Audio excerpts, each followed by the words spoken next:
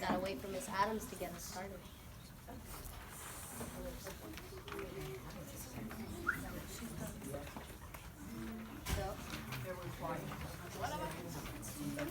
Hi, everyone.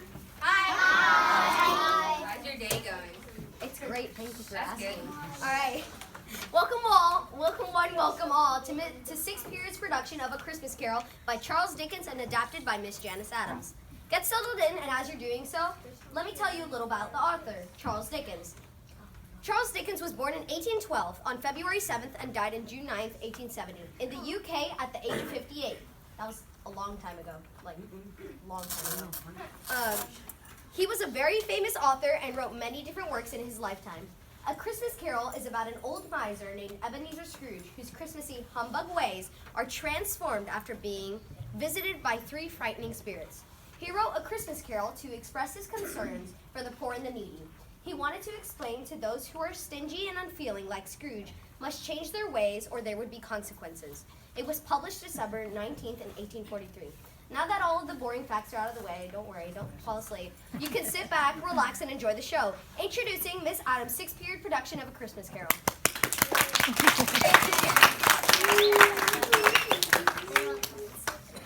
Once upon a time, of all the days in the year, on Christmas Eve, it was foggy, cold, bleak, biting weather. The people went wheezing up and down, and stamping their feet upon the pavement stones around them. The fog came pouring in at every chink and keyhole. The houses opposite were mere phantoms.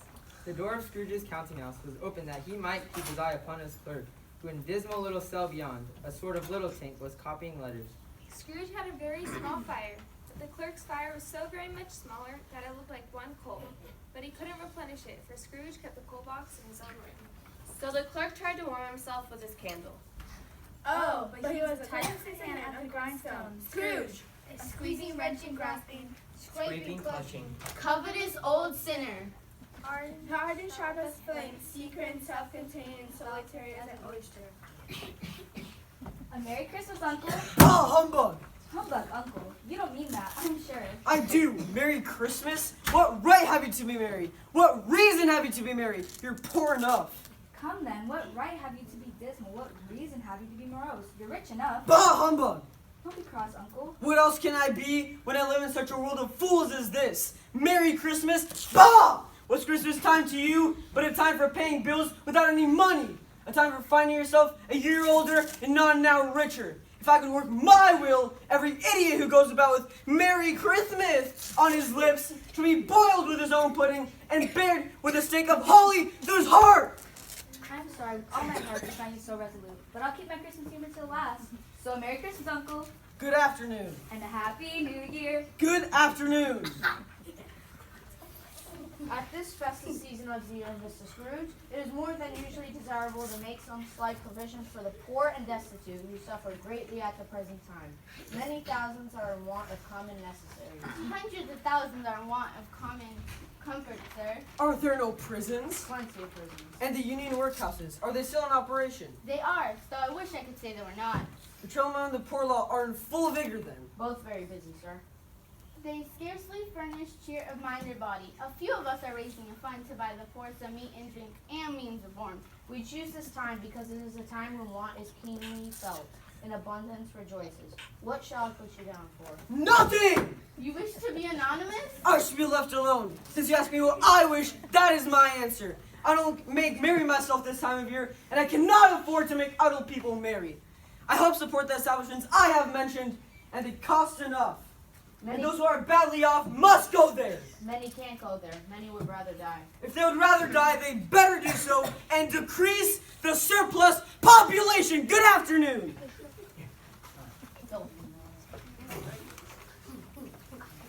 Scrooge took his melancholy dinner in his usual melancholy tavern, and having read all the newspapers and beguiled the rest of the evening with his bank book, went home to bed. He lived in a house that had once belonged to his deceased partner. It was dreary enough, for no one lived in it but Scrooge. Now it is a fact that there was nothing at all particular about the knocker on the door. And let anyone explain to me how it happened that Scrooge saw in the knocker, not a knocker, but a face that looked just like his long-dead partner Marley. Marley's face! It had a dismal light about it, like a bad lobster in a dark cellar. It was not angry or ferocious, but looked at Scrooge with ghostly spectacles turned up upon its ghostly forehead. I know him. It's Marley's ghost.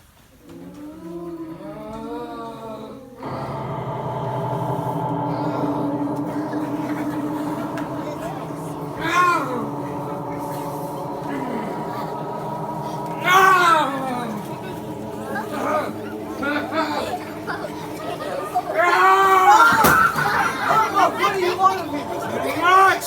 Please sound like Marley, no doubt about it. Who are you? Ask me who I was! All right, who were you then? And last was your partner, Jacob Marley. I don't believe in you. Why do you doubt me? There's more gravy than gravy about you. Humbug, I tell you, humbug! Secret operations, why do you trouble me? Man of the worldly mind, do you believe in me or not? I do, I must. But why do the spirits walk the earth and why do they come to me? It is required of every man that the spirit within him should walk abroad his fellow men. And if that spirit does not go forth in life, it is condemned to do so after death. It is doomed to walk in 3 years. It's and witness it cannot share, but witness it might well share, and turn to happiness. Better, tell me why. I forged the chain I wear in lust. I made it link by link and yard by yard. I girdled it with my own free will, and on my own free will, I wore it. It is pattern strange to you. But you're always a good man of business. Business! Mankind was my business. The common welfare was my business. The dealings of my trade were but a drop of water in the ocean of my business. Hear me! My time is nearly gone. I will, but don't be hard upon me. Yes. I'm here to warn you that you have yet a chance and hope of escaping my fate. A chance and hope of my procuring Ebenezer.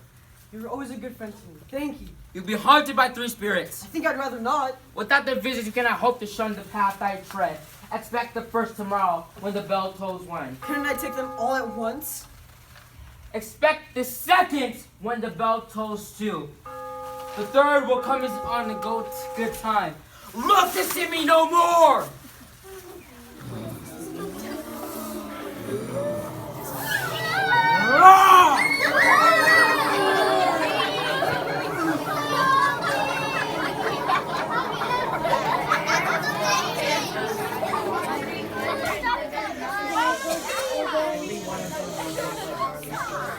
Some were laid together, none were free. And being worn out from the emotions, Scrooge fell asleep.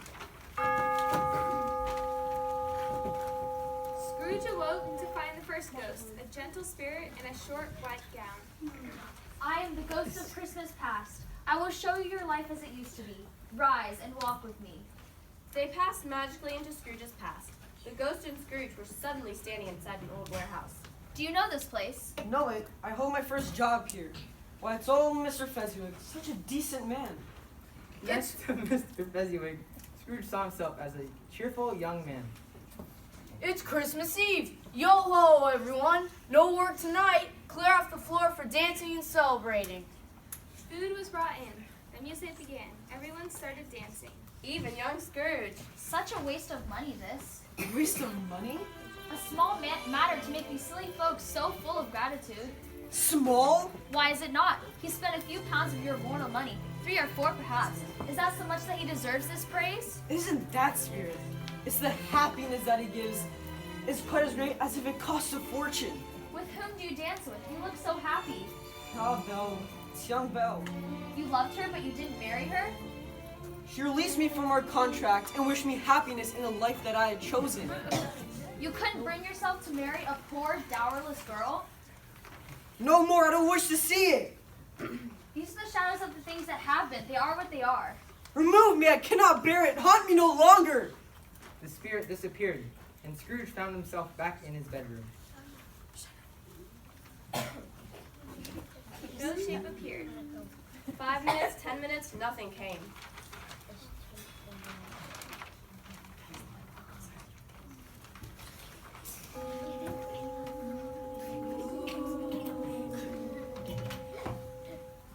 Ebenezer Scrooge!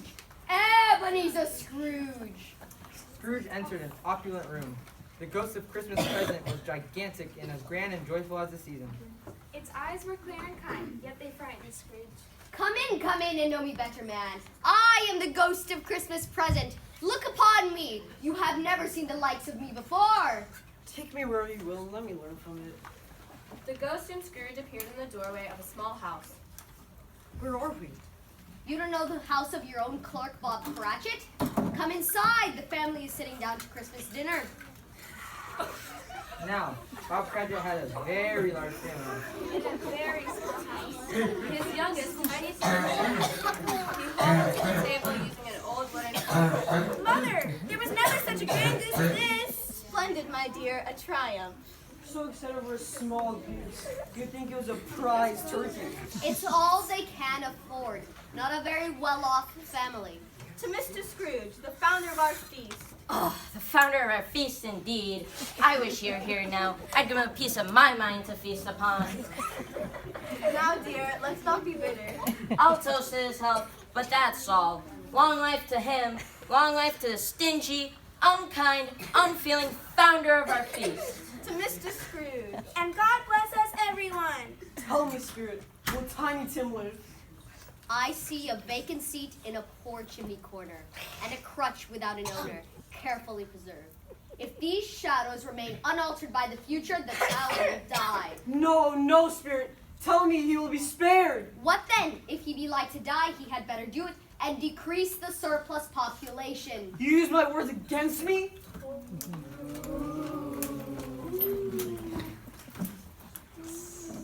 Scrooge looks heartbroken as the ghost of Christmas present disappears.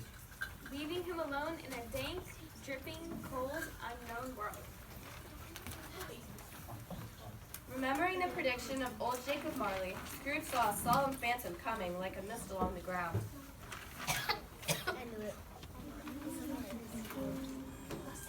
I'm in the presence of the ghost of Christmas yet to come. The spirit answered not, but pointed onward with his bony finger.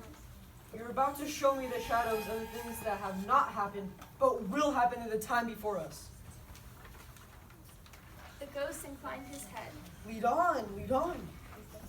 The spirit moved away. They were in the city. A funeral was in progress. A coffin passed by.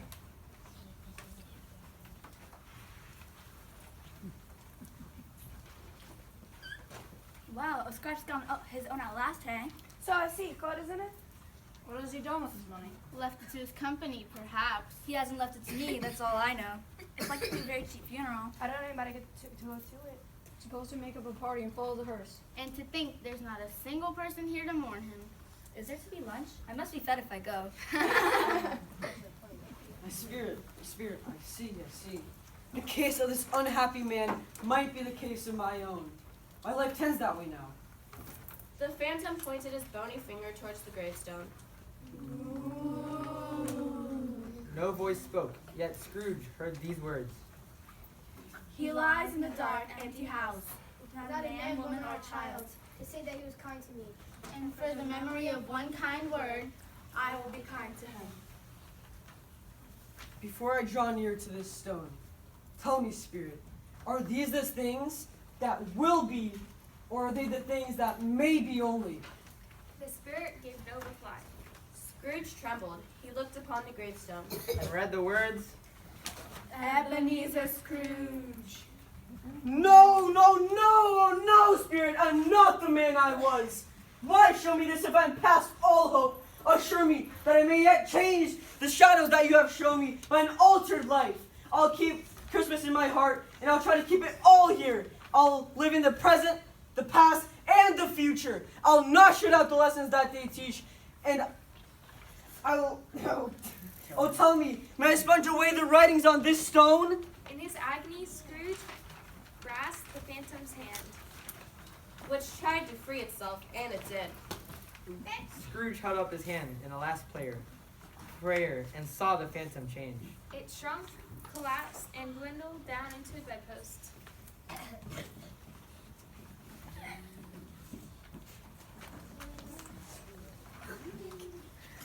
When Scrooge awoke, he was so happy to see daylight that he laughed out loud. For a man who had not been out of practice for so long, it was his fun to laugh. He opened his window and called out to a boy, What day is it today, my fine fellow? Today, why it's Christmas Day. I haven't missed it. Do you know the prize turkey hanging in the butcher's window? The one that's big as I am? Yes, that one. I'll pay you to go buy it and deliver it to Bob Cratchit and his family. Scrooge arrived in the office early the next day. Cratchit entered, shivering from the cold. Mr. Cratchit, you're 8.5 minutes late. It's only once a year, sir. We were making rather merry last night. It won't happen again. I'll tell you what, my friend. I won't stand for this any longer. Poor Bob Cratchit. he was certain he was about to be fired. And therefore, I'm doubling your salary. Cratchit was stunned. Merry Christmas, Bob. A merrier Christmas, Bob, my good fellow, than I've given you for many a year. I'll double your salary, and I'll endeavor to assist your struggling family. We will discuss your affairs this very afternoon over the Christmas bowl.